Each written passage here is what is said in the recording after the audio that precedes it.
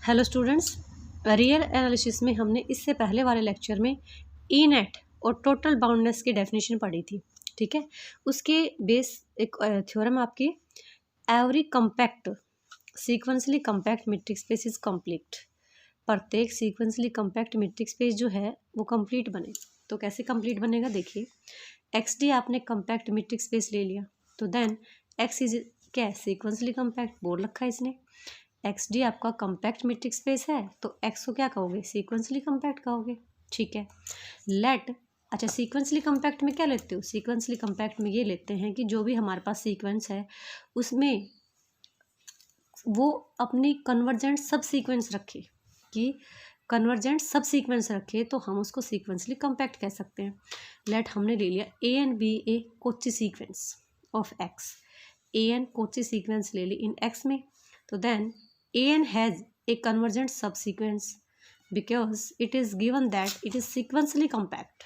According to this, it contain convergent subsequence, okay, namely as a and k. ठीक है, a and k convergent subsequence। तो a and k हमने N तो sequence मानी थी, अब उसकी सब सीक्वेंस माननी है तो हमने उसकी सब सीक्वेंस जो है वो आप किसी टाइप की तो बनेंगी ए एंड के।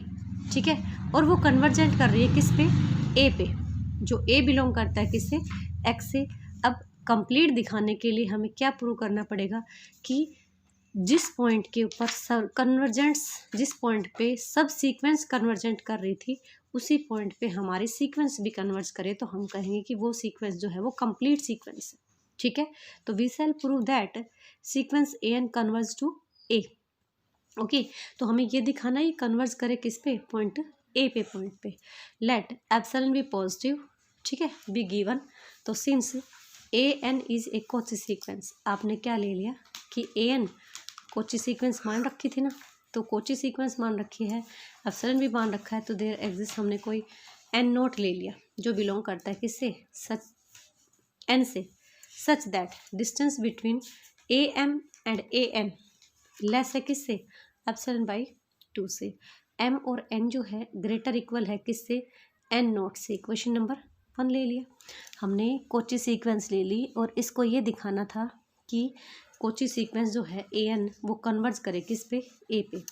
तो पहले हमने ये माना कि कोची सीक्वेंस है और आपने एन नोट लिया और डिस्टेंस बिटवीन ए एम और ए एन लेस है किससे, एप्सिलॉन बाई 2 से, फॉर ऑल एम और एन बिलोंग कर ग्रेटर है किससे, एन नोट से। ठीक है, ओके।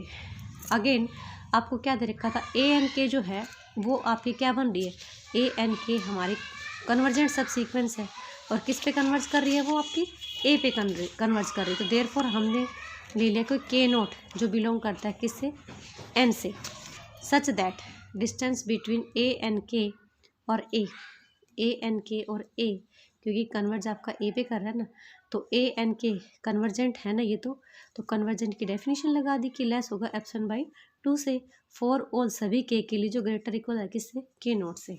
ओके, चूज किया आपने K1 जो ग्रेटर इक्वल है किससे, के नोट से।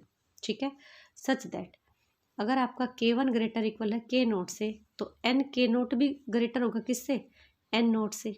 ठीक है, तो देन बाई 1 एंड 2, फ्रॉम 1 और 2 से क्या ले सकते हो आप, 1 और 2 से ये ले सकते हो डिस्टेंस बिटवीन ए एन और ए एन K1 लेस होगा किससे, एप्सिलॉन बाई 2 से, सभी एन के लिए जो बड़े हैं किससे, एन K1। ठीक है, distance between A N K1 और ए लेस होगी किससे, एप्सिलॉन बाई 2। आप इस चीज़ को ये भी लिख सकते हो, लिख सकते हैं ना। ठीक है,